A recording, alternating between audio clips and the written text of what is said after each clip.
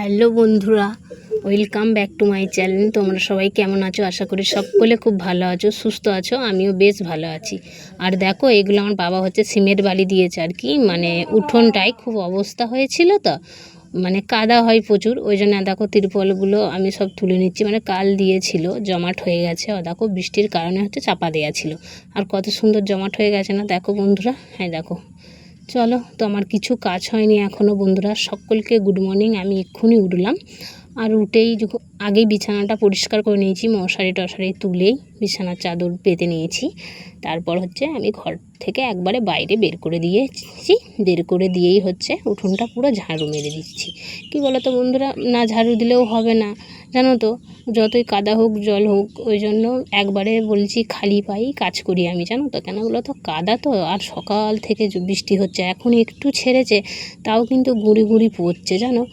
নাচটা ন্যাতা দিয়ে দিচ্ছি, উঠোনটা ঝাড় দিয়ে দিচ্ছি, পুরো চারিদিক ঝাঁট দেওয়া হয়ে গেছে। তারপর নাচে এসেছে গেছি, ন্যাতা দিতে, নাতে চলে এসেছি। নাচেতে ন্যাতাটা দিয়ে নিই, জানো বন্ধুরা। এবার আমাদের তো এটা নিয়ম, ন্যাতা দিতেই হবে। নাচে ন্যাতা দিয়ে একবারে আমি চৌকাঠগুলোতেও দিয়ে দিলাম, জানো তো।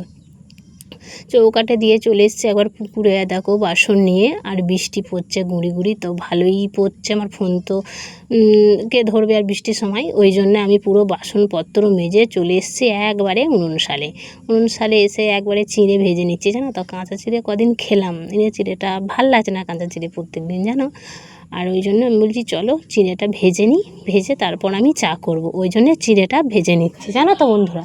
কি বলবো বলো তো, এত বৃষ্টি হচ্ছে, বৃষ্টির কারণে না একটুও ভাল লাগছে না ঘরে বসে বসে, জানো।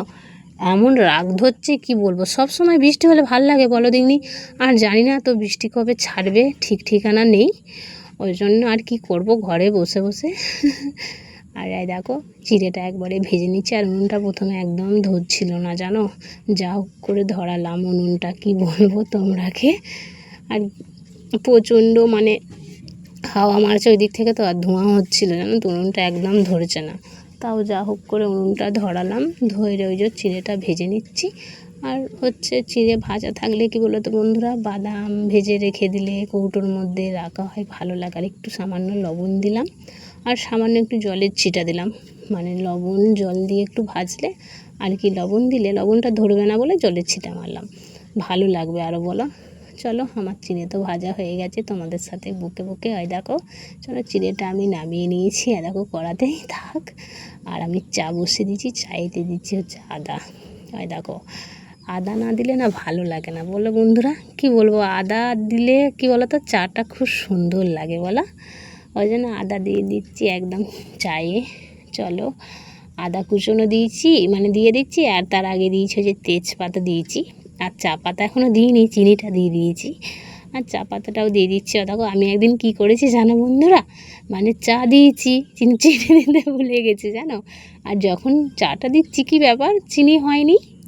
হ্যাঁ দেখো, আমার খুব ভুলো মন, জানো। আর চা তো আমার হয়ে গেছে, কত সুন্দর ফুটে গেছে দেখো।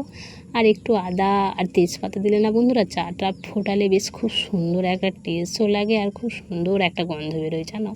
তো এলাচও দিতে পারো তোমরা, লবঙ্গ, কি তোমরা গোলমরিচ, যাদের ধরো কাশি টাশি হয়, দেখবে তোমরা তুলসী পাতা দিয়ে চা করবে, দেখবে খুব সুন্দর চাটাও খেতে লাগে। কাশি হলে বলে ওরকম খায়, তো কাশিটা তাড়াতাড়ি ভালো হয়ে যায়, জানো। তো চলো, চা তো একদম হয়ে গেছে, আর ছেঁকেও নিয়েছি চা। চলো, সকালে সমস্ত কাজকর্ম করে চা না হলে একটু কিন্তু হয় না, তাই না বলো। আমি তো চা আগে খেতাম না, তাও এখন অল্প অল্প খেয়ে খেয়ে অভ্যেস হয়ে গেছে।